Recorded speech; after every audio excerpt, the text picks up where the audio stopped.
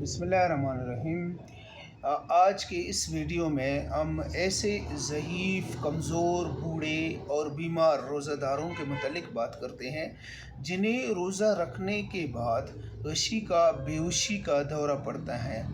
ऐसे मरीज़ जो ज़ईफ़ हैं, कमज़ोर हैं या अरसे से बीमार हैं, उन्हें रोज़ा रखने के बाद अगर बेहोशी का दौरा पड़ता है, इस कैफ़ियत को इंग्लिश में फेंटनेस कहते हैं। फेंटनेस वो कैफ़ियत है जब अचानक मरीज़ को वशी का दौरा पड़ता है, सर में चक्कर आता है, वो गिर पड़ता है, बेहोश होता है।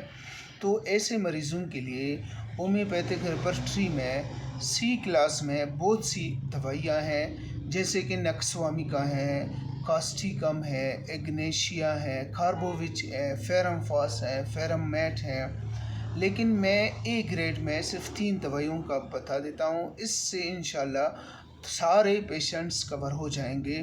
वो जो ए ग्रेड में 3 मेडिसन हैं, कैलकेरिया कार्ब है, लेकेसिस और आयोडियम। ऐसे मरीज़ ज़ईफ़, कमज़ोर, बूढ़े और बीमार मरीज़ जो रोज़ा रखने के बाद जिन्हें गशी का या बेहोशी का दौरा पड़े, तो उनके लिए ये 3 अद्वियात हैं।